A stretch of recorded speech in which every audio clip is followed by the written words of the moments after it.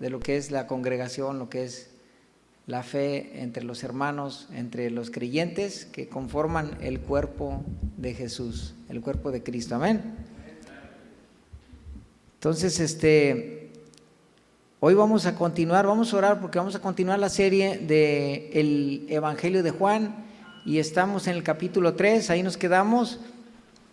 Vamos a orar. Padre Celestial, en este momento te damos la gloria, te pedimos esta guianza, esta sabiduría, para que podamos entender, comprender, ser nutridos, ser alimentados, ser bendecidos esta mañana, Señor. Te damos la gloria. Gracias por estar con nosotros. Bendito sea, recibe gloria. Derrama tu palabra, tu espíritu, Señor, sobre nosotros, esa llenura. Aunque sabemos que estás con nosotros, tú nos llenas cada día y nos das esa llenura, Señor, en nombre de Jesús. Amén. Muy bien, en el tema anterior estudiamos el capítulo 3, parte del capítulo 3 del Evangelio de Juan y estudiábamos sobre el nuevo nacimiento. Fíjense que qué detalle tan importante, porque nada más importa sino el nacer de nuevo. Es decir, no tiene sentido ni la religión, ni las creencias, ni lo mucho que te esfuerces, ni lo mucho que te empeñes en esta vida. No tiene sentido los estudios que tengas, el nivel sociocultural, todo lo que puedas lograr en esta vida. Si no has nacido de nuevo, no podrás entrar al reino de Dios. Entonces, aquellos que han tenido el privilegio de nacer de nuevo saben lo importante que es, de lo que se trata, el haber alcanzado algo que nunca íbamos a alcanzar, la salvación. Y esa nos lo otorga Cristo al creer en Él. Y estudiamos en el capítulo anterior que al recibir a Cristo, al aceptarlo como el Señor de tu vida, como el dueño, como lo que es Jesús. ¿Quién es Jesús? Nos lo está revelando Juan. Y desde el principio dice que es Dios, que estaba con Dios y era Dios, es el Hijo de Dios, con la naturaleza de Dios, es el Todopoderoso, es plenamente Dios, al decir la Biblia que en Cristo habita corporalmente la plenitud de la divinidad. O sea, es plenamente, no le falta un pelito para ser Dios, es plenamente Dios. Y vemos entonces que al aceptar en esa plenitud a Jesús, es cuando uno nace de nuevo.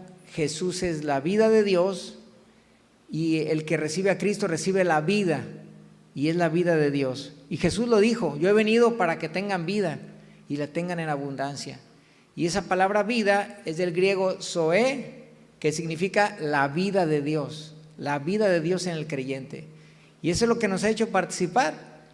Este montón de personas que estamos aquí, que podemos parecer cualquier grupo social.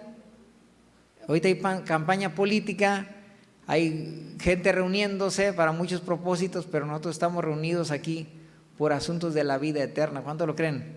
Porque el Señor nos ha hecho nacer y nos ha hecho heredar el reino de Dios, y estamos aprendiendo lo que conlleva todo eso, lo que tiene que ver con esa milicia, ese seguir a Jesús, porque Él nos ha hecho nacer de nuevo. Y nacer de nuevo es lo único que importa.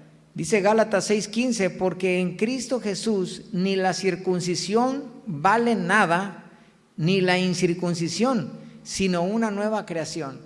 Es decir, en este caso está diciendo acerca de la circuncisión, pues son los judíos, la marca, la señal que tenían aquellos judíos, a la que ellos podían aferrarse como la señal externa del pacto de Dios, de decir: soy judío del pueblo escogido de Dios, de ese pueblo celoso, de quien son las promesas, la ley, el Antiguo Testamento, de los cuales vino Cristo. Y se pueden aferrar naturalmente, como hoy muchos judíos se meten a las iglesias y empiezan a querer convertir a la gente al judaísmo, haciendo pensar que es el judaísmo como el camino correcto, porque Dios efectivamente dejó ese legado del judaísmo como digamos así, la religión correcta. Es cierto, la dejó en el Antiguo Testamento, pero dice el Nuevo Testamento que lo dejó como una nana, como una cuidadora mientras venía Cristo.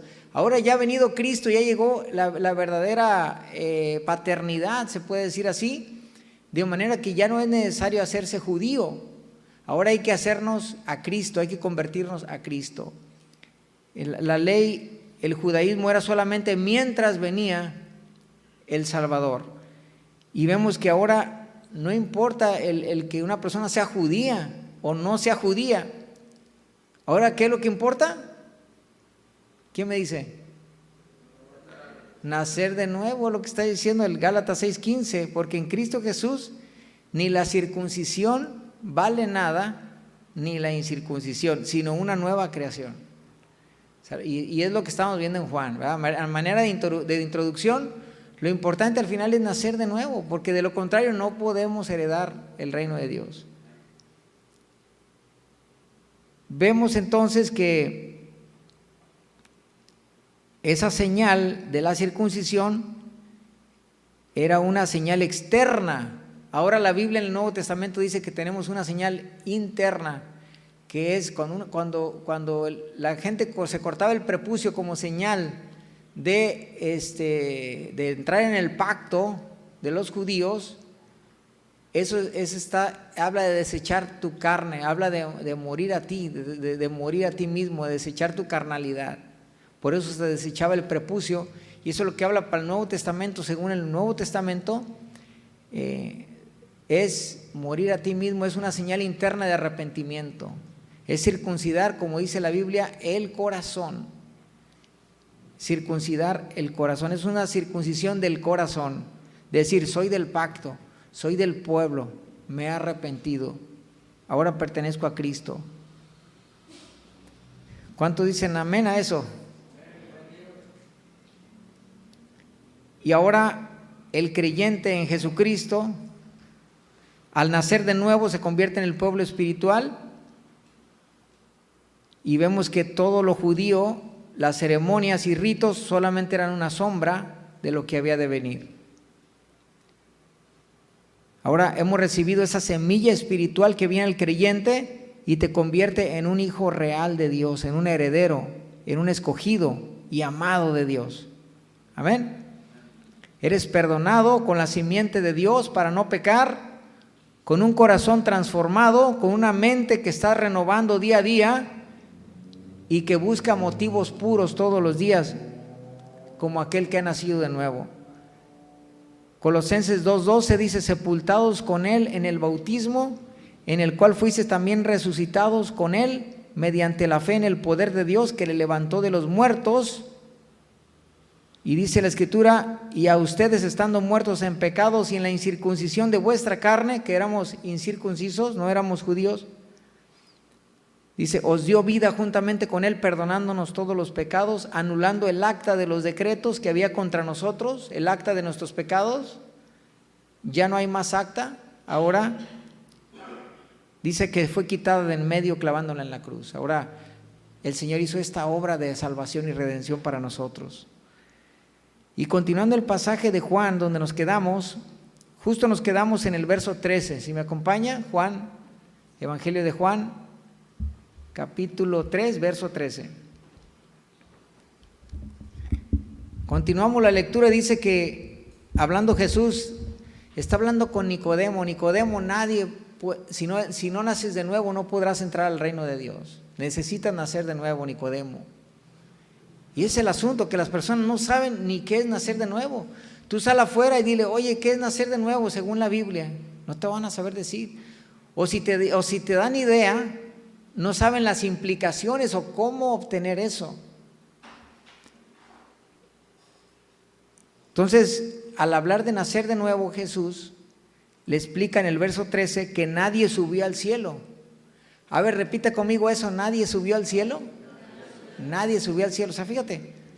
O sea, de Cristo hacia atrás, nadie subió al cielo. En el sentido de la salvación. En el sentido de la salvación, ¿verdad? Porque vemos que ya heredar la vida eterna, nadie la pudo heredar. De Jesús para atrás. Y ahí lo está diciendo Jesús, nadie subió al cielo, sino el que descendió del cielo, el Hijo del Hombre, o sea, Cristo, un título de Jesús, el Hijo del Hombre, que está en el cielo, es el que descendió del cielo. y viene para rescatarnos y llevar muchos hijos a la gloria, dice la Escritura. Y justo al estar hablando del nacer de nuevo, Jesús le dice a Nicodemo, es esa verdad, y vemos que toda esa religión que él tenía, todo ese respaldo de llevar una vida religiosa, de llevar tradiciones, un currículum, de llevar esa religión, vemos que de nada le iba a servir si al final no nacía de nuevo. Su religión no era suficiente porque necesitaba nacer de nuevo. Por eso nadie pudo subir al cielo, porque la Biblia dice que no hay uno bueno, Romanos 3:10. No hay ni aún uno solo justo, dice la Escritura. Romanos 3:23 dice, todos estábamos destituidos por causa del pecado. Y dice en el mismo 23 y 24 de Romanos 3, 23 y 24 que fuimos justificados por medio del sacrificio de Jesús. O sea, fue el pago redentor de la cruz el que nos hace aptos ahora de Jesús en delante para entrar al cielo. O sea, nadie subió al cielo.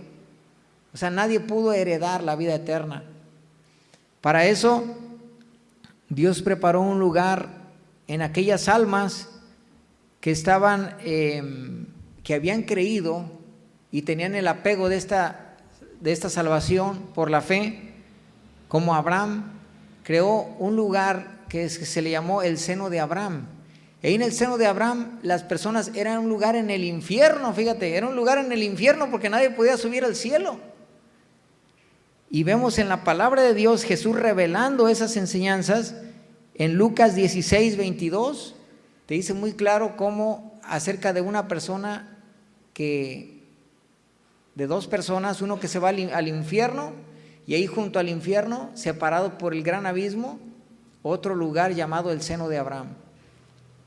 Y la Biblia nos habla del gran abismo, donde están los ángeles, y nos habla del infierno, y nos habla de este lugar como una especie de paraíso provisional, porque nadie podía heredar la salvación.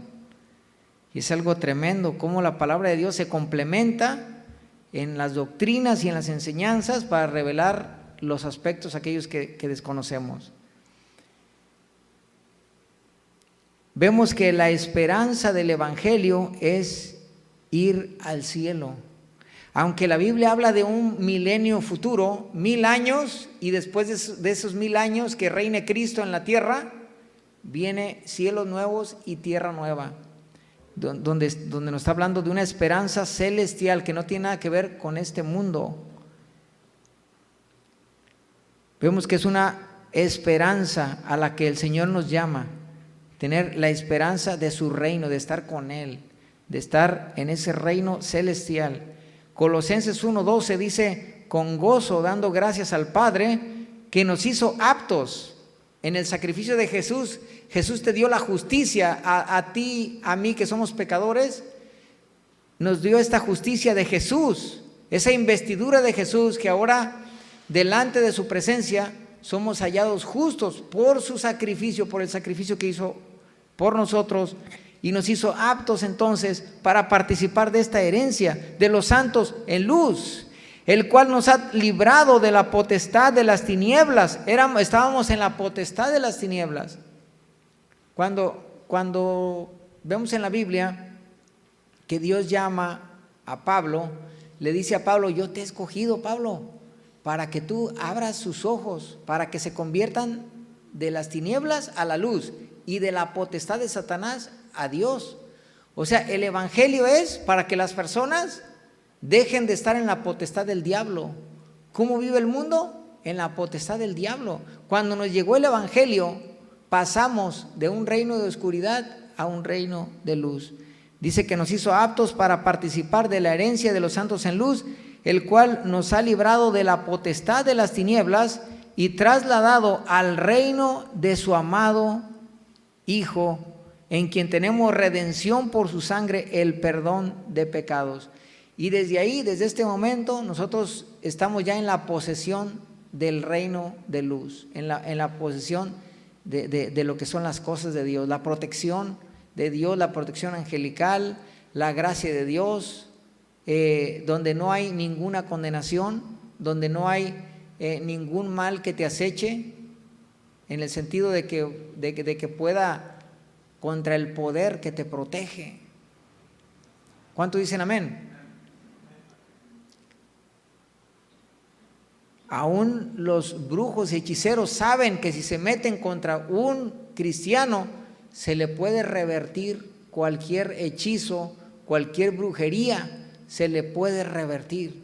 Y lo saben, no pueden, tienen prohibido hacerlo. En los manuales de brujería está que no tienen que meterse con ningún protestante, dice ahí, ningún protestante. Porque saben que el resto del mundo está engañado. Pero los protestantes en ese sentido lo dice el manual de brujería y hechicería. Y vemos que la Biblia nos habla ya como un hecho que tú y yo ya pertenecemos al reino de Dios. Ya hemos entrado en una salvación. Dice la Escritura, por ejemplo, en Efesios 2, dice que estamos sentados en lugares celestiales con Cristo. ¿Por qué razón? Porque Cristo es el que está sentado allá. Y como ahora somos uno con Cristo, estamos sentados porque somos el cuerpo y Él es la cabeza. ¿Cuántos dicen amén? Él es el esposo y acá está la esposa. Y Cristo viene por la esposa. Y donde yo estoy, ustedes también. Dice, yo les estoy preparando lugar. Es la esperanza celestial, hermanos. Amén. ¿Cuántos se van? Cristo viene. A ver, diga conmigo, Cristo viene.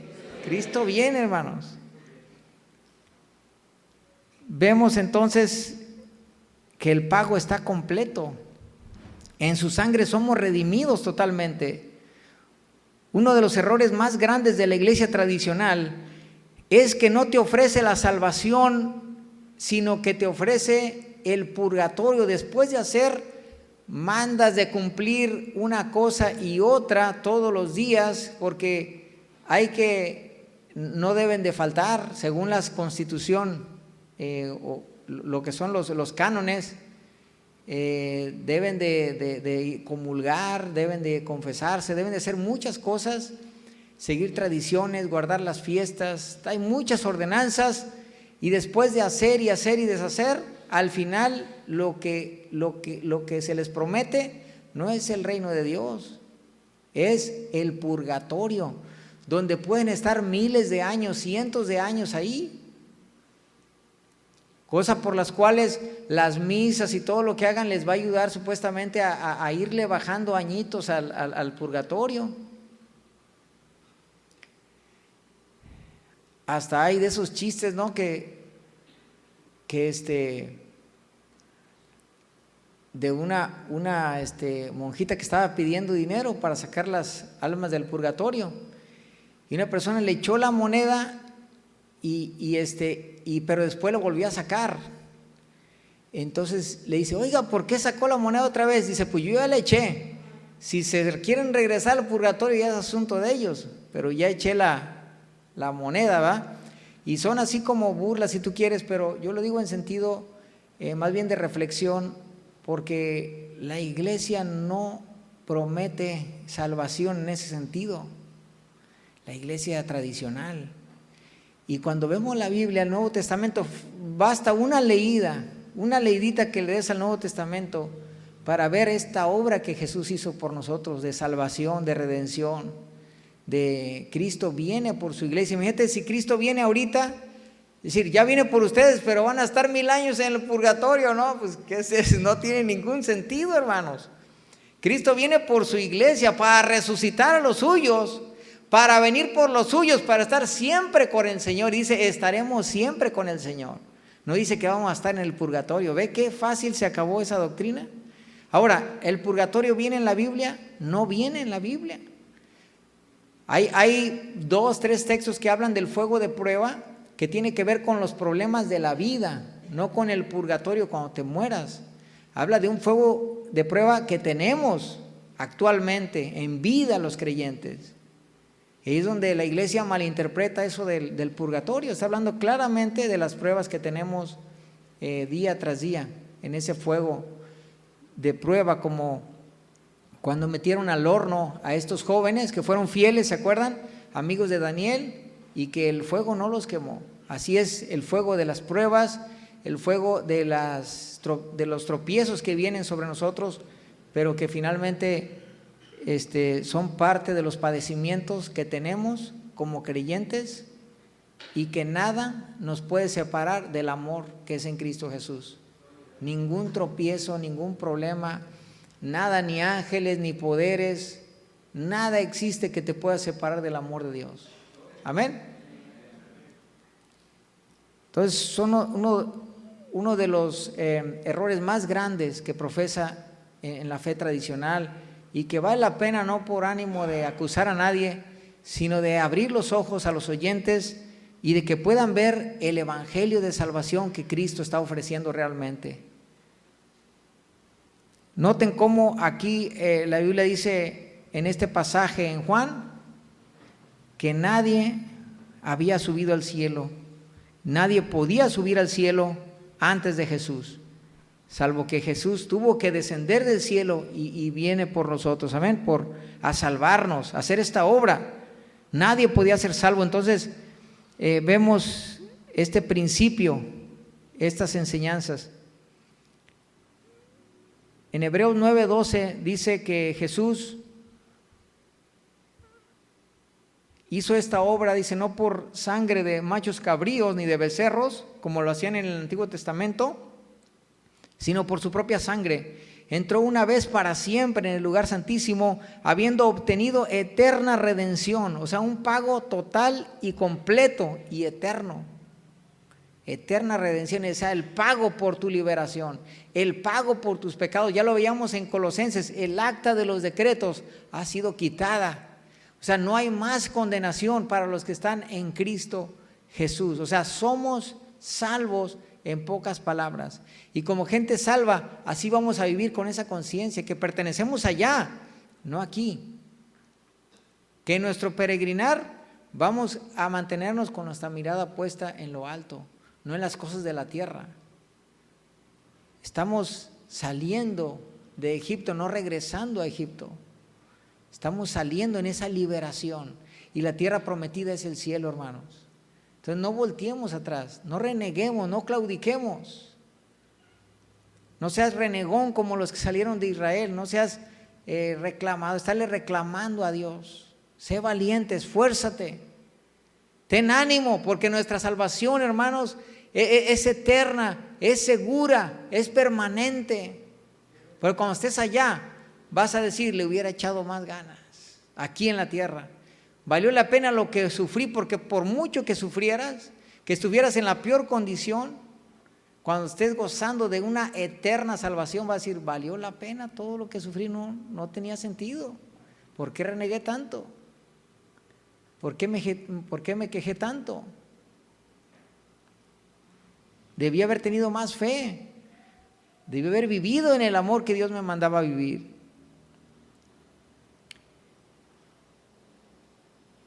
Es el pago completo de nuestra liberación, eso es redención. Cuando eres liberado es un pago. Y así el Nuevo Testamento va a estar lleno de afirmaciones de la esperanza en los cielos. En Hebreos dice que después de la muerte es el juicio. Mas para los redimidos, dice la Escritura, es la vida eterna en otras escrituras. Es la herencia celestial que se promete al que cree, al que ha aceptado a Jesús. Verso 14. Entonces nadie subió al cielo, dice el verso 13, nadie subió al cielo. Pero ahora en Cristo ya podemos ir al cielo. ¿A dónde te vas si te mueres? Al cielo, gloria a Dios. O sea, qué tremendo. Y Jesús hizo esa obra para que tú heredes la vida eterna. Y como Moisés levantó la serpiente en el desierto, así es necesario que el Hijo del Hombre sea levantado, para que todo aquel que en él cree no se pierda, mas tenga vida eterna. Qué tremendo. Pero dice aquí de una serpiente que se levantó en el desierto. ¿Alguien ha escuchado esa historia? A ver, ¿cuántos conocen la historia de la serpiente en el desierto? Levanten su mano. Bueno, ¿cuántos no la conocen? Levanten su mano porque ya me confundieron. ¿Cuántos no conocen la historia de la serpiente en el desierto? Levanten su mano, porque la Biblia lo menciona. Bueno, ahorita lo voy a platicar. Por usted, hermano, lo voy a platicar. No sé qué, no sé qué. Yo sé que hay más, pero pues no lo quieren decir, ¿no? Miren, como Moisés levantó una serpiente en el desierto, y así es necesario que el Hijo del Hombre sea levantado. Todo lo que Dios ordenó a los profetas tiene que ver con señales, cosas que afirman cosas sobre la obra de Dios, o figuras de lo que es el plan de Dios. Entonces, la intención aquí, Jesús está hablando de su sacrificio y su salvación. Y así como se levantó esa serpiente en el desierto, así es necesario que el Hijo del Hombre sea levantado, porque en Números 21:9 está esa historia donde Moisés hizo una serpiente de bronce y la puso en un asta. Entonces, cuando alguna serpiente mordía a alguno, dice la Escritura, miraba a la serpiente y vivía. O sea, la gente empezó a renegar, empezó a murmurar, empezó a quejarse, y dice la Escritura que entonces las serpientes empezaron a llegar y los empezaron a morder y se empezaron a morir.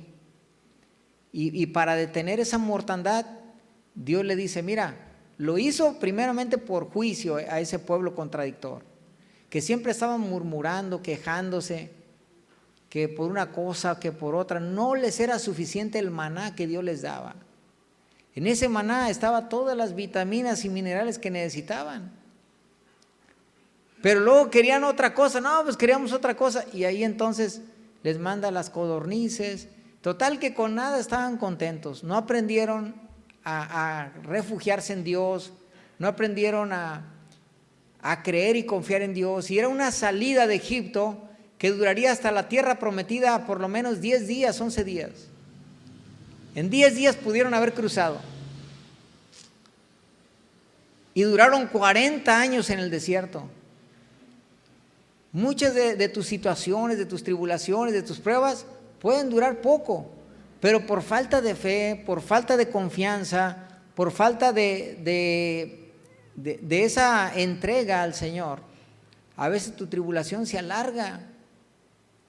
A veces ahí estás pasando situaciones y pruebas y no se enmiendan porque no te has humillado ante su poderosa mano, a confiar y creer, y Señor, lo que venga, y yo quiero ser fiel. Pero ahí estás renegando, ahí te estás quejando como los del desierto. Entonces ahí están las serpientes, ahí están las serpientes.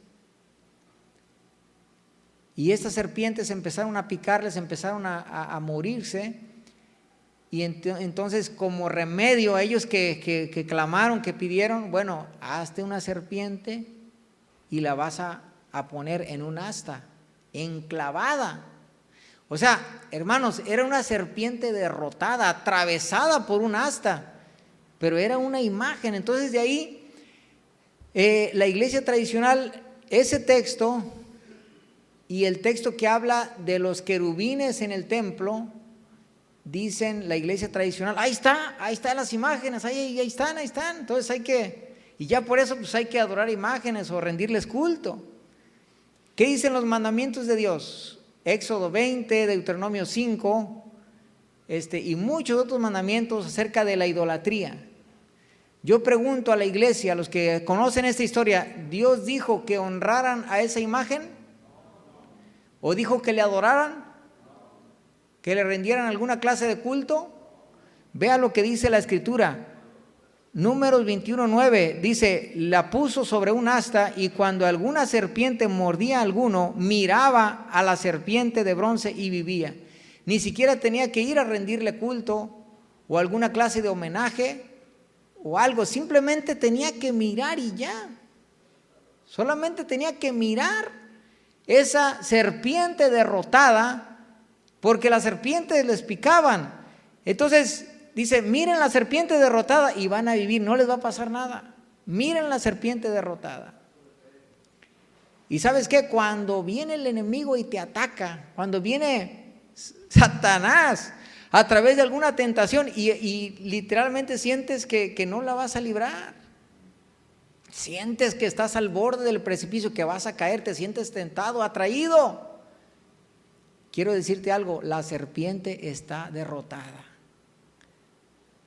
La serpiente está derrotada. Y en la cruz, hermanos, Jesús venció a esa serpiente. Entonces, cuando vemos a la cruz, no solamente vemos el sacrificio de Jesús, sino vemos la derrota de Satanás. Porque fue con su sacrificio que Satanás fue derrotado, hermanos.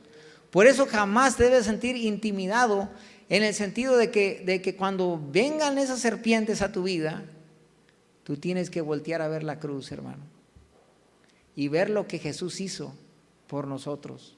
Venció a la serpiente, venció toda tentación, toda calamidad, todo tropiezo. Por eso nada nos puede separar de su amor. Pero ¿qué pasa cuando a veces viene la serpiente, viene alguna clase de tentación, de circunstancia a tu vida, y te quedas ahí con el veneno? No te refugias en la obra que hizo el Señor para derrotar a la serpiente. El mal está derrotado, hermanos. Fue Cristo quien lo venció. Miren lo que dice la Escritura.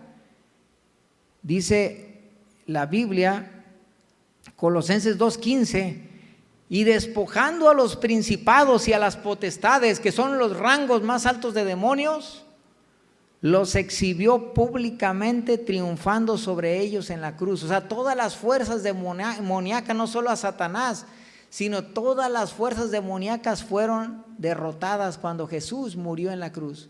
Fíjate qué lenguaje que el Señor nos enseña, porque seguir a Jesús de repente puede parecer contradictorio.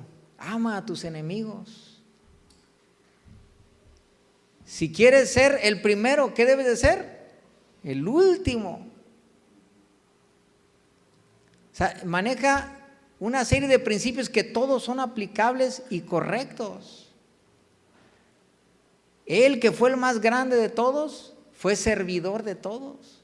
Y nos enseña los principios del reino, y si los aplicas, hermanos, funcionan y es la forma en que Dios nos llama a vivir.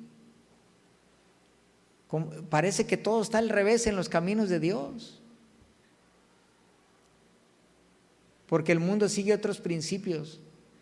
Y fíjate cómo Jesús, de una forma estratégica, o sea, Él muere en la cruz, pero ahí se cumplieron varios golpes que dio, varios golpes en uno, en cuanto al pecado, en cuanto a la justicia, en cuanto a vencer a Satanás. O sea, fue una cosa tremenda. Pagó el pago de nuestras culpas, nos redimió. O sea, un montón de aplicaciones que se puede hablar de lo que Jesús hizo en la cruz, hermanos. Cosa tremenda. ¿Cuántos dan gloria a Dios?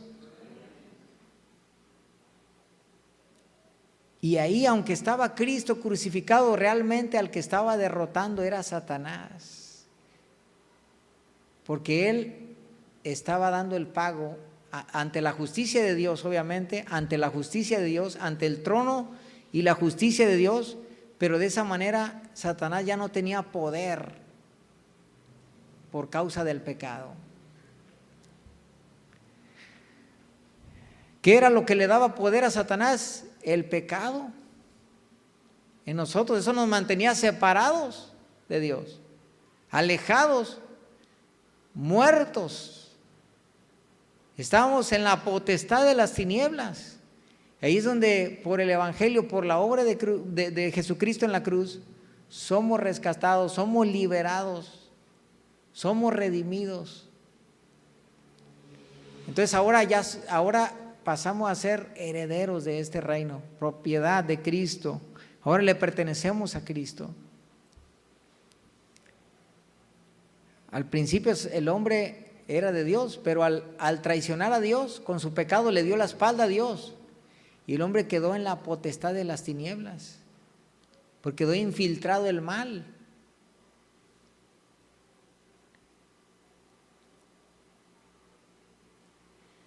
Entonces, cuando la iglesia tradicional dice que usa estos pasajes para tratar de decir, Dios permitió imágenes, claro que sí, porque son figura y son cosas tremendas que Dios quiere que aprendamos mediante todo lo que Él ordena, pero jamás ordenó darle honra.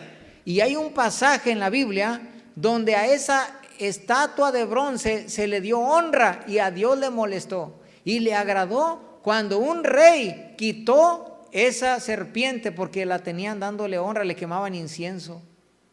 Y de ahí, de esa serpiente enclavada en un asta, de ahí viene el símbolo de un dios falso que es Esculapio y que es el símbolo de la medicina actualmente, hermanos. Es más, la Organización Mundial de la Salud tiene la asta y la serpiente como señal de ese dios de la medicina, y es esa serpiente, hermanos. Chéquela ahí en el tuyú, no se crea. Chéquela ahí, ya cuando salga le pone Organización Mundial de la Salud, y usted va a ver ahí el símbolo como de la ONU, pero con la serpiente en medio y sí la he visto, a lo mejor la he visto, ¿no? Bueno, si no al ratito le checa, porque ahorita ya le puso modo avión y ya no va a poder ver nada.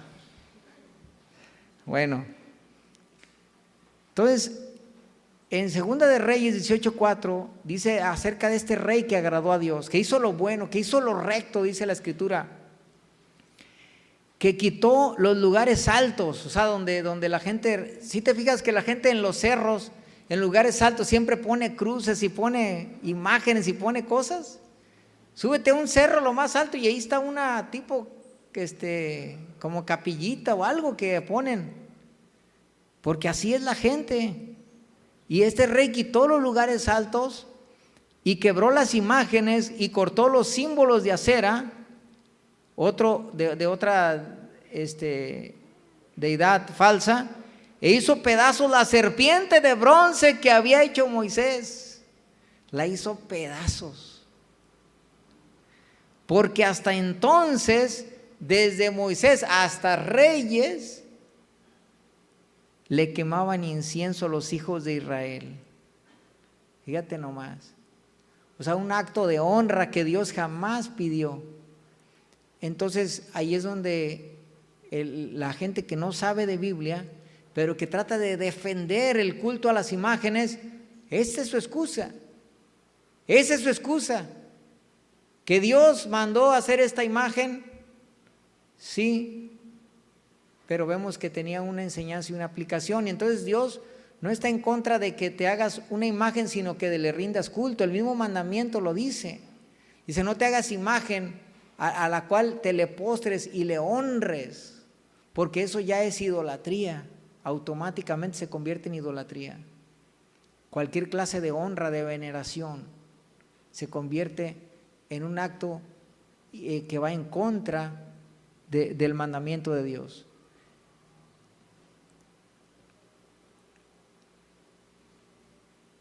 Por supuesto, toda la Biblia siempre está llena de simbolismos, imágenes y todo eso, pero no tiene nada que ver con adorarlas, o honrarlas, o rendirles culto, o quemarles incienso, o una veladora. O sea, nada de eso.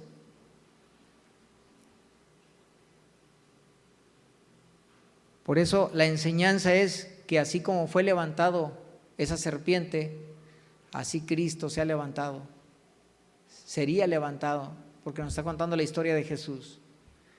Y a través de su sacrificio y su muerte vencería a esta serpiente.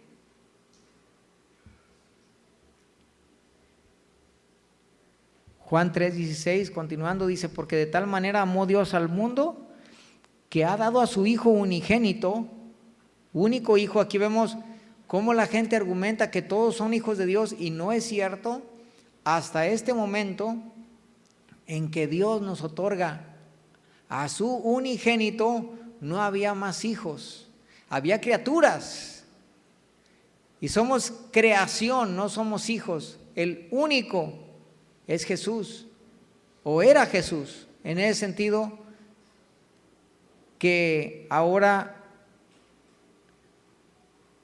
a partir, ya lo dijo Juan 1:12, a partir de recibir a Jesús, dice, nos da la potestad de ser hecho hijo de Dios. Ahora tenemos ese derecho, una potestad. La gente lo dice muy fácil, todos somos hijos de Dios. Todos somos hijos de Dios. O sea, muy fácil lo dice. No, es hasta el momento que tú aceptas esa sangre del sacrificio de Jesús. Hasta el momento que tú eres redimido, que tú eres perdonado, que tú aceptas ese perdón, que haces cuentas con Dios, que te humillas ante tu Creador y tu Señor y reconoces su obra en Jesucristo. Hasta ese momento Dios te puede tomar como un hijo. Hasta ese momento, según la palabra de Dios, Juan 1:12, los que le recibieron, los que creen en su nombre, les dio la potestad, el derecho legal de ser un hijo de Dios.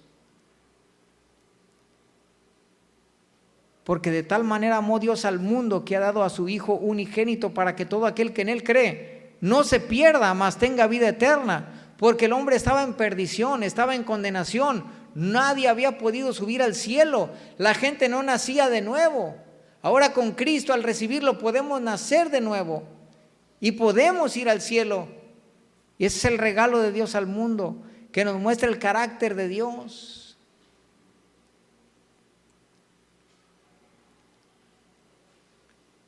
Para que todo aquel que en Él cree no se pierda, mas tenga vida eterna. Entonces Dios nos da un camino de salvación, que es Cristo. Cuando llega Pablo y predica en Filipos, se encuentra con el carcelero y el carcelero ve la obra de Dios, ve un milagro y ve la obra de Dios y él dice, ¿qué debo de hacer para ser salvo? Porque él había creído entonces que Pablo era el mensajero de esta salvación. Y Pablo, ¿qué le dijo? Cree en el Señor Jesucristo y serás salvo tú y toda tu casa. Cree en el Señor Jesucristo, creer en la obra de Jesús. Tú sal a la calle y todos saben quién es Cristo, pero no creen en Él, en la obra que Él ha hecho. Entonces ahí es nula la obra de Jesús si ellos no aceptan, si ellos no se arrepienten, si ellos no creen al Evangelio y a la palabra. Para que todo aquel que en Él cree no se pierda, mas tenga vida eterna. Es el amor de Dios, este plan de Dios de salvar a la humanidad mediante el Cordero. Es el Cordero sustituto. Veíamos en lo que estudiamos estos días que como Dios junto con la ley, ¿se acuerdan? Sabiendo que no podían cumplir la ley y que la ley los maldecía con muerte, entonces Dios creó un sistema de redención que era sacrificar a un cordero para cubrir sus pecados. Y iba junto. Cuando les dio la ley, les dio las dos leyes. Y van juntas. Porque Dios sabía y se anticipó en su plan a cubrir al pueblo. Y por eso el cordero sustituto, aquellos que no podían cumplir la ley, los protegía. Y de la misma manera Jesús. Ese cordero sustituto es la anunciación de que vendría el Cordero de Dios. Y lo dijo Juan, he aquí el Cordero de Dios que quita el pecado del mundo. Ese es el amor perfecto de Dios, un amor que no merecemos, éramos indignos. Es el amor perfecto de Dios. Dios mostró su carácter. ¿Cuánto lo creen? Dios te ama, no desea que te pierdas. Le hemos ofendido con cada desobediencia, con cada pecado que nos hemos rebelado contra Dios. Cada día le hemos ofendido, cada día le hemos provocado a su juicio divino. Hermanos, nosotros sin Cristo somos como una burla para Dios. Aquellos que por defecto estamos provocando la ira de Dios que venga sobre nosotros sin Cristo, hermanos. Porque nuestro respirar, nuestro vivir y nuestro andar será solamente lo mundano, lo corrupto, la perversidad, los deseos impuros. Sin Cristo no hay motivo, no hay camino, no hay luz hacia trascender a la eternidad de Dios, al plan divino. quedamos en nuestros pecados, quedamos en el lodo, en la inmundicia. Me gusta el testimonio de uno de los jóvenes que están aquí, que no quiero mencionar su nombre, pero él dice: yo me aparté de Dios, pero estando en esa oscuridad dije: no quiero esa oscuridad, y se regresó mejor. Dijo: ya me voy al mundo. Y estando allá mejor se da la vuelta y dice: no quiero ese abismo, esa incertidumbre. Hermanos, somos el mero hecho de respirar y estar sin Cristo, estamos provocando la ira de Dios. ¿Por qué? Porque del todo somos pecadores. Nuestro orgullo, no sabes cómo Dios lo provoca. Nuestra desobediencia, nuestros argumentos que nos creemos sabios, no siendo nada. Y cuando vemos esta obra de Jesús, dispuestos a perdonarnos, a amarnos, a pesar de lo que somos, porque Dios sabe que con su amor Él va a transformar nuestros corazones, Él va a hacernos nuevas criaturas. Él va con lo que Él nos da, está la semilla, esa garantía de que nosotros demos fruto, el fruto que Él espera. Y así es como nuestros motivos van siendo renovados.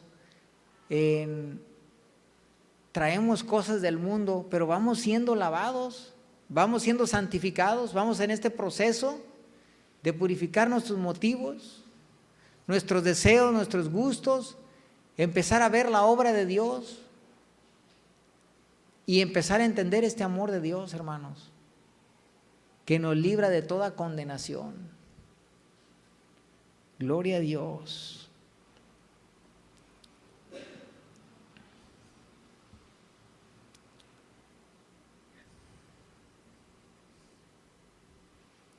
Es real, hermanos, el amor de Dios en Cristo. Él ha querido mostrar su amor, su misericordia, su salvación para transformarte por puro amor, por puro amor. Cuando tú lo entiendes, dices: híjole, y tú entiendes, y Dios te muestra lo viles que somos, puedes ver claramente aquello que Dios aborrece, aquello que Dios no le agrada, aquello que le está provocando a Dios. Y cuando tú estás delante del Señor, Dios te lo va a mostrar. Dios te lo va a mostrar y vas a entender cuánto te ama, que a pesar de todo eso, el Señor te ama y Dios sabe lo que hay en Él. Y al depositarlo en ti es lo que va a cambiar las cosas.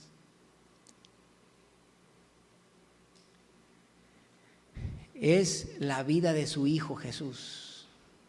No solamente la vida derramada en la cruz, sino que su vida, su espíritu, su presencia vienen sobre ti a cambiar las cosas acá adentro, a ordenar las cosas.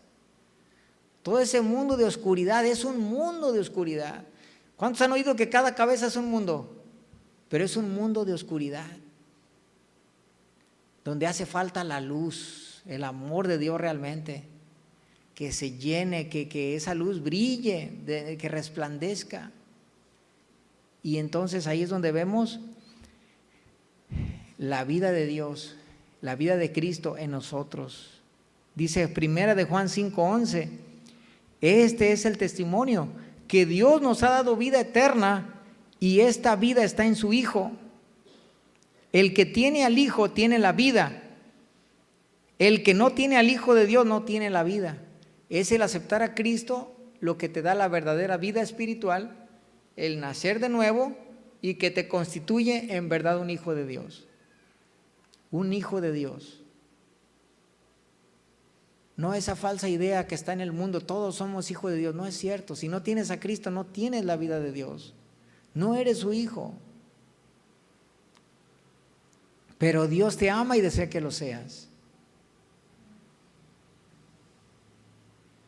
Se lo digo a los que no lo son, porque yo no puedo saber, pero se los digo a los que no lo son. Dios desea que lo seas, porque te ama, y Jesús murió por ti, y es el amor de Dios, transformando las cosas. La vida está en su Hijo. Entonces, cuando la vida de Jesús viene sobre ti, entonces eso provoca frutos. El creer no solamente es un asentamiento mental, consciente de Jesús, como el mundo tiene esa concepción de que Jesús, sí, Jesús en la cruz, sí, Jesús, pero no lo han aceptado, no lo han reconocido, no han dejado que ese amor entre y lave y escudriñe y perdone.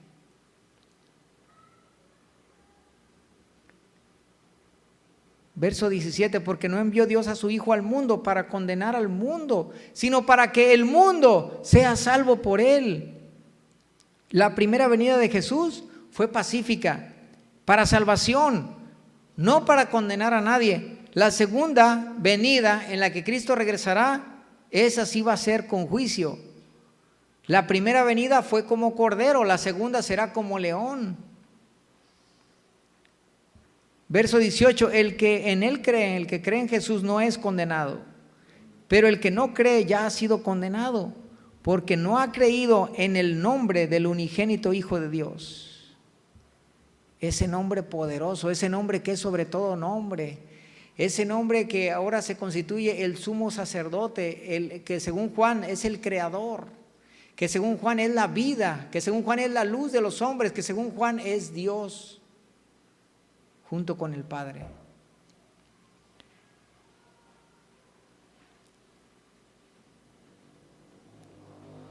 La condenación no tendrá efecto en el creyente.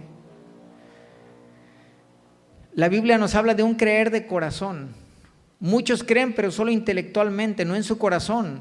No se acaban de convencer de la obra de Dios, por eso no se arrepienten, ni se consagran. No hay frutos de arrepentimiento, ni señales de humo de una vida nueva. Tener a Cristo es nacer de nuevo, es vida nueva, es un cambio radical hacia Dios y con respecto al pecado.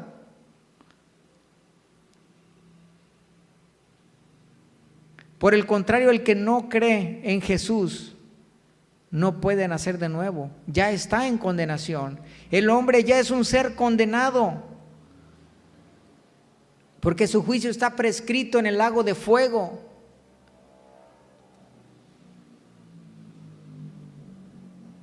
Y aquel que cree en Jesús, el precio de su condenación ha sido pagado. La cárcel está abierta. Tan solo tenemos que amar más la luz que las tinieblas. Dice Juan 3:19, y esta es la condenación, que la luz vino al mundo y los hombres amaron más las tinieblas que la luz, porque sus obras eran malas. ¿Cuántos cristianos conoces? Y no levante la mano porque yo sé que así es. ¿Cuántos cristianos conoces que se dicen cristianos o al hablar con ellos inmediatamente, no, yo también, yo me congrego, yo soy cristiano, o alguna cosa que tú sabes que fueron cristianos o que son cristianos y que se consideran cristianos, pero que sus vidas no tienen el fruto de la salvación, porque están todavía enredados en el pecado? Siguen en sus pecados, siguen en esa vida de adulterio, fornicación, inmundicia, borracheras, siguen atrapados,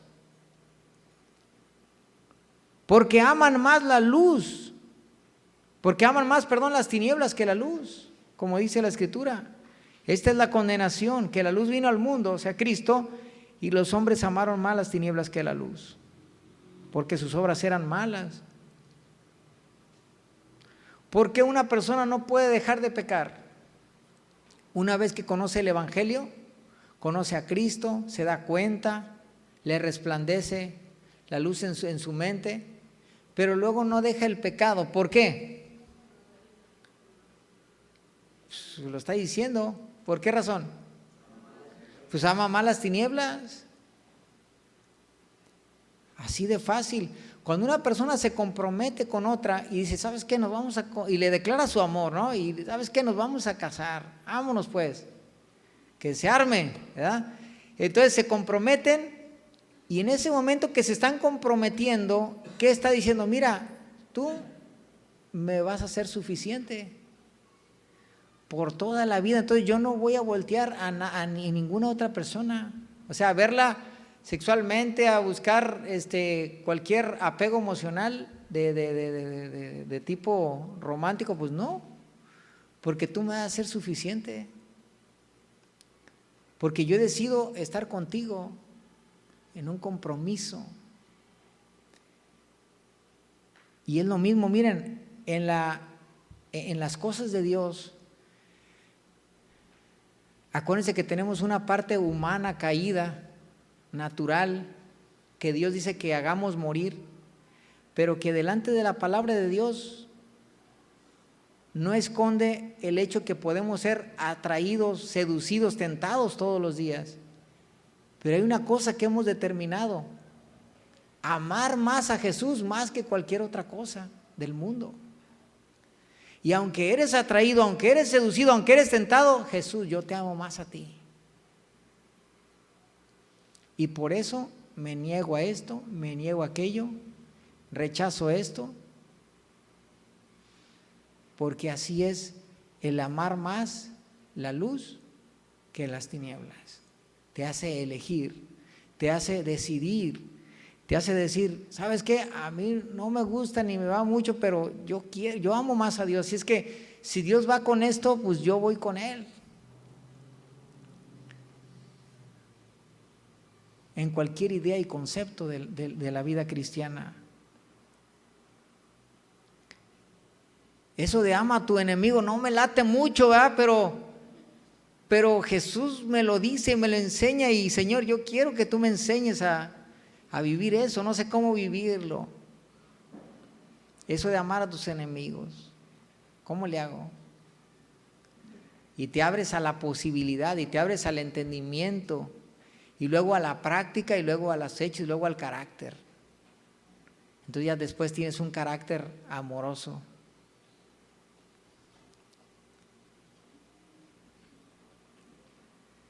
Hermanos, en este mundo los placeres han ido aumentando. Los deleites diversos son comparables como cuando se vino ese tiempo de Sodoma y Gomorra, que cuando quisieron sacar a los esposos de la hija de Lot, no quisieron salir, se quedaron ahí. Y las hijas salieron pues porque eran las hijas y eran como propiedad del hombre, si no, no salen tampoco. Se quedan ahí.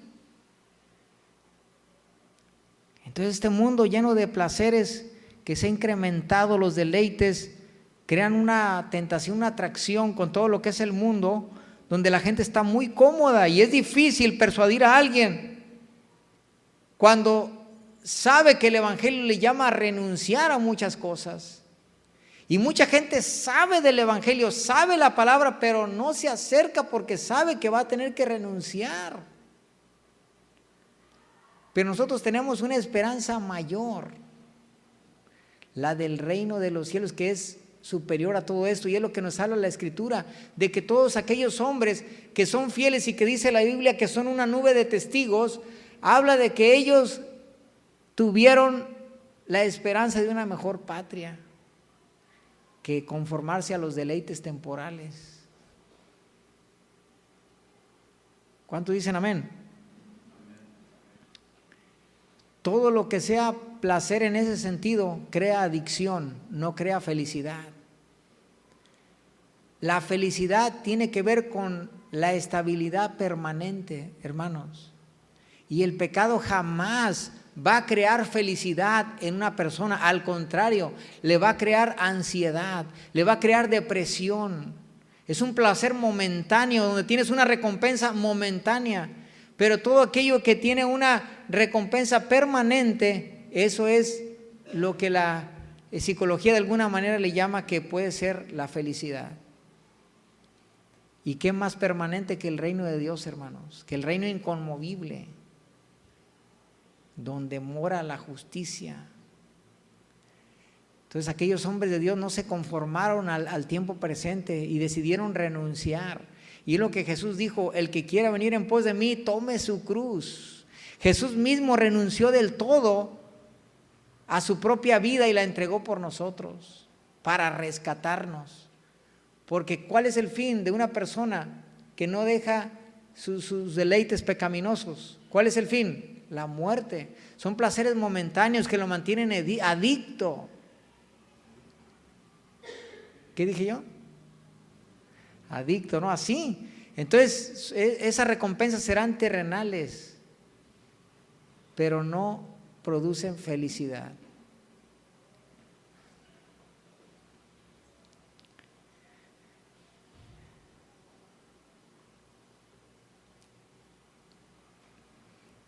¿Cuántos saben la historia de la rana cocida? Ya todos se la saben. Levanten la mano para no contarla, porque ya se la saben todos, ¿no? Yo, pastor, ya no la cuente, por favor. Casi, ¿no? ¿Cuántos no se la saben? Por usted la voy a contar, no se crean. No se crean, hermano.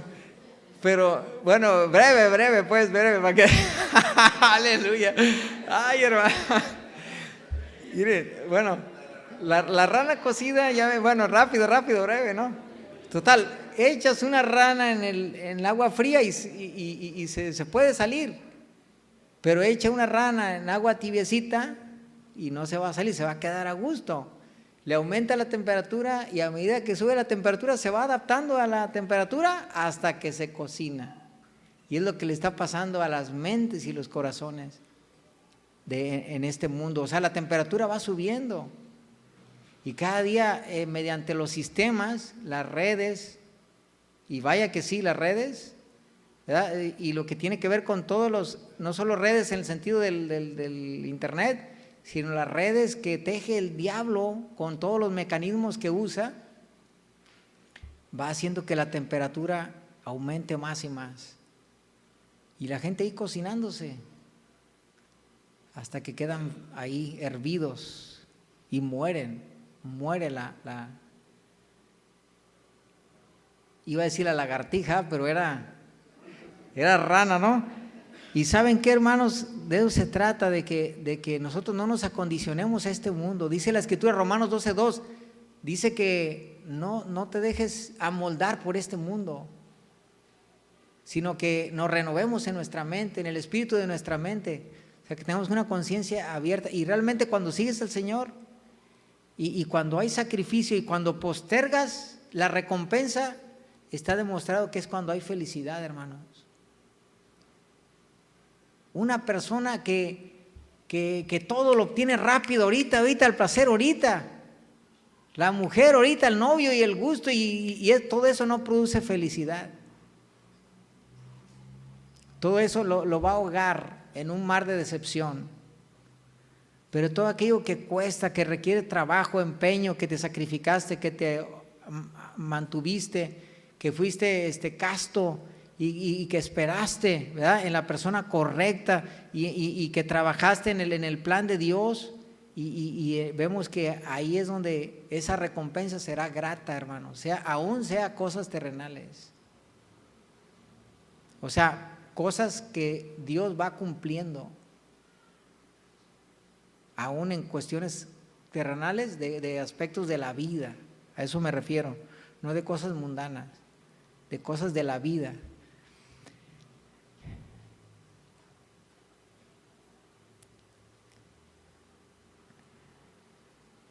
En este mundo que han ido creciendo los placeres, como lo decía, los deleites, es más difícil entender que el pecado es una trampa, es una perdición, que la persona realmente es esclava, y es lo que Jesús quería abrir los ojos para que entendieran que se trataba de una esclavitud, no de una verdadera felicidad.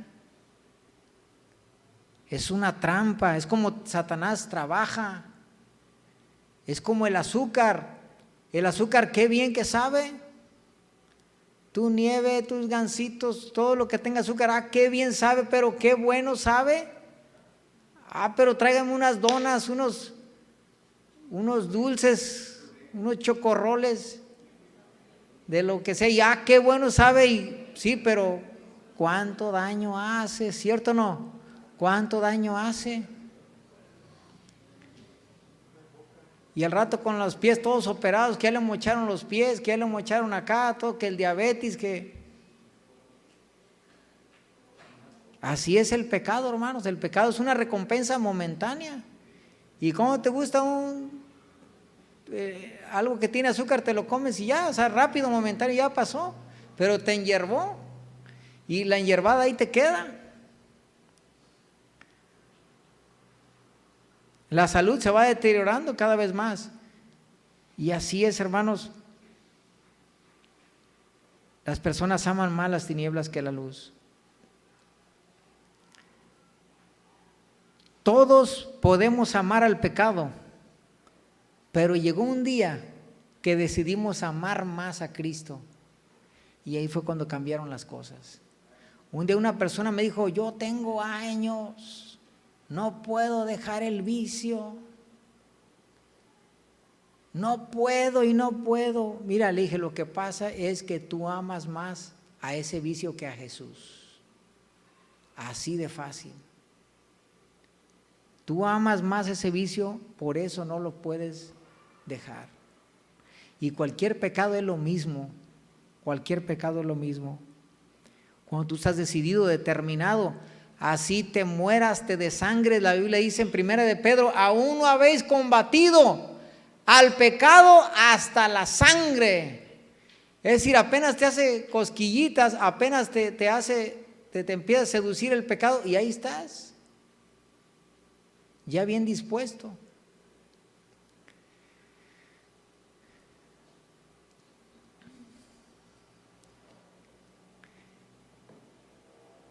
Cuando te seduce el pecado, en vez de decir, no, apártate de mí, Satanás, le dices, ay no, como diciendo que sí. O sea, como coqueteando, ay no, pero sí. ¿Sabe qué? En el nombre de Jesús te reprendo, Satanás, y toda tentación. Determinado.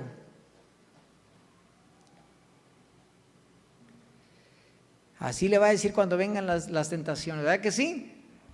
A ver, mira, nadie quiere o qué. A ver, ¿lo van a hacer o no lo van a hacer? Sí, pero no los vi convencidos tampoco. Sí, como diciendo, ya que lo tengo que hacer, me lo dice el pastor. No, hermanos, diga sí, amén, ¿cómo no? A ver, un amén más convencido. Amén. No, todavía tampoco, hay que Dios trate con ustedes. No. Qué cosas, ¿no? Mira, en este mundo, hermanos, hay muchas cosas que hemos dejado y que debemos dejar, porque los pecados los placeres van aumentando. Fíjate, Pablo, ¿sabes qué dice en Filipenses 3:7? Dice, ¿cuántas cosas eran para mí ganancia?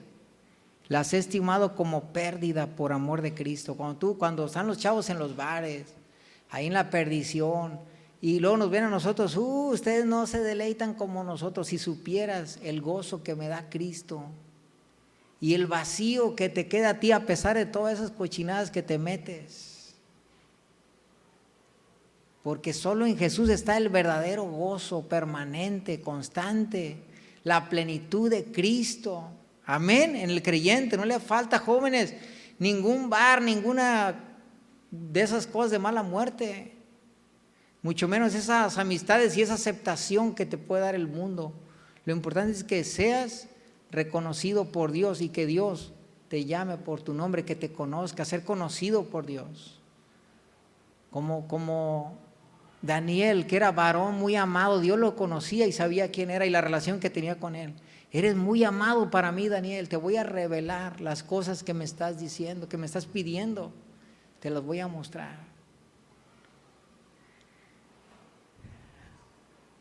Ciertamente, aún estimo todas las cosas como pérdida por la excelencia del conocimiento de Cristo Jesús, mi Señor, por amor del cual lo he perdido todo y lo tengo por basura. No solamente lo perdí todo, sino lo tengo por basura. O sea, no me importa lo que he perdido, porque a quien he ganado es a Cristo. ¿De qué sirve ganar el mundo y perder tu alma? Los millones, los gustos, los placeres y al final ¿qué? Un abismo de perdición, de condenación. Cuando puedes vivir para la gloria de Dios, ser un reflejo de la gloria de Cristo en tu vida.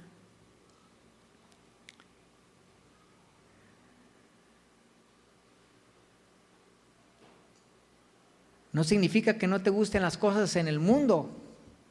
Claro que en cuanto al mundo te pueden gustar muchas cosas, pero ahora el amor de Cristo es mayor. Y entendimos el gran amor de Dios, lo que tuvo que sacrificar. Y ahora por eso nos llena de ese compromiso para que con gusto dejemos lo que haya que dejar. Y decir, Señor, te prefiero a ti. Vemos cómo ese amor de Dios ahora nos completó en Cristo. Y ahora Cristo nos es suficiente. A ver, diga, Cristo es suficiente. Es llegar a conformarte con Cristo. Me conformo, Cristo es suficiente. Me conformo. A ver, diga conmigo, me conformo. Cristo es suficiente. Nomás díganlo los que estén convencidos, los que no estén convencidos no lo digan. A ver, dígalo, me conformo. Cristo me es suficiente.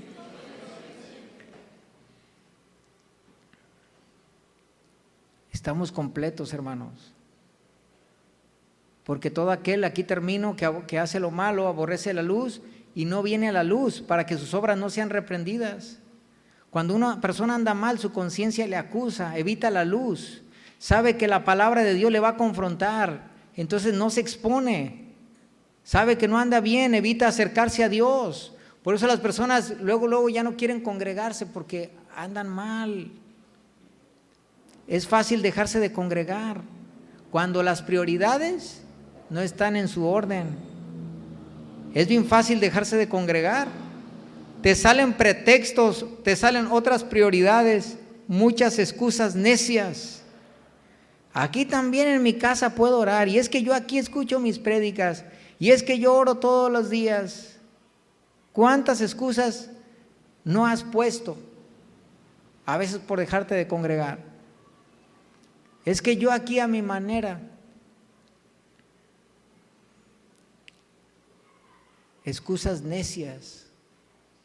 Cuando debemos de estar encendidos como esas lámparas, alumbrando la luz de Cristo, dispuestos, porque amamos al Señor, porque preferimos al Señor, porque amamos más al Señor la luz que a las tinieblas. Y cuando tus preferencias están en orden y amas más al Señor, tú vas a dejar siempre las cosas de Dios como prioridad.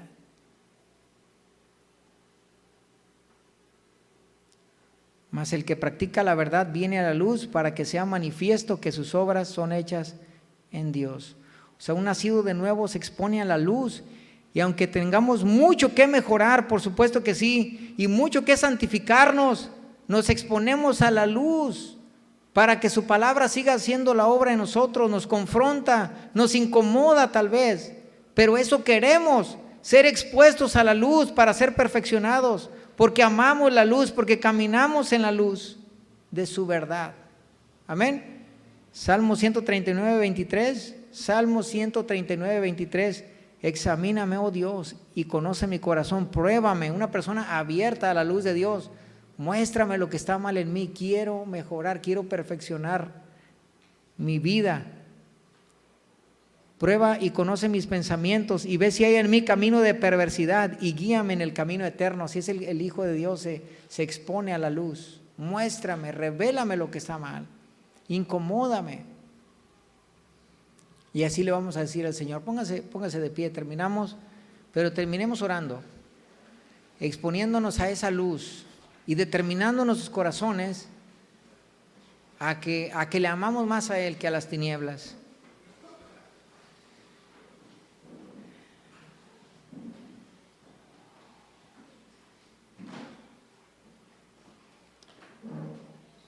Que Dios te muestre en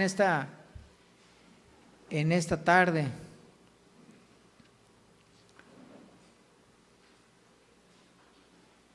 cuán viles somos sin Él. Cierra tus ojos. Que Dios te muestre cuán miserables somos sin la presencia de Cristo, que es su gracia y su perdón y la investidura de Jesús que nos hace ser aceptos por Dios. ser recibidos por Él, amados. Gracias, Señor, te damos en esta tarde, Señor. Reconocemos que sin ti nada somos, éramos solamente objeto de tu condenación. Tu ira vendría sobre nosotros, pero mostraste tu amor en Jesús, cómo Él absorbió esa condenación que iba sobre nosotros. Él se puso en medio y recibió esa condenación, ese castigo en la cruz. Ahora podemos ser liberados, ser llamados hijos tuyos. Ahora nos llamas a la luz, a despertar, a nacer de nuevo, a tener la semilla tuya, Señor. Que podemos amar lo recto, lo justo, que podemos ahora desear y aspirar tu reino, las cosas celestiales. Ahora no nos conformaremos con las cosas terrenales. Y ahora, Señor, sabremos que nuestra vida en esta tierra será un peregrinaje, que hay que ocuparnos de nuestros asuntos. Claro que sí, Señor, pero nos muestras a en todo darte la gloria, en todo darte la prioridad, que en todo seas exaltado en lo que hacemos, en lo que pensemos, en lo que vivamos, con la esposa, con el esposo, con los hijos, con la familia, con todo, Señor. Tu obra llega a que nuestra vida sea un todo que te dé la gloria, un comer o beber, aún los detalles más sencillos, Señor, hacerlos para tu gloria y en todo darte la preferencia, que te amamos más a ti, Señor, que cualquier cosa. Eso nos lleva a pensar y a examinarnos y a desnudar el corazón, Señor, y ver si hay ahí algún camino de perversidad, un motivo equivocado, Señor. Hoy esclarecemos nuestro corazón delante de ti, nuestros motivos, para apuntarlos hacia ti y reconocer tu gracia y tu favor. Tú has pensado bien para nosotros. Tus planes son de salvación, de que estemos contigo, Señor, que no nos conformemos a este mundo, a esto mundano, a lo terrenal, Señor, al pecado. Tú quieres que tengamos un corazón como el tuyo y nos lo das en Cristo.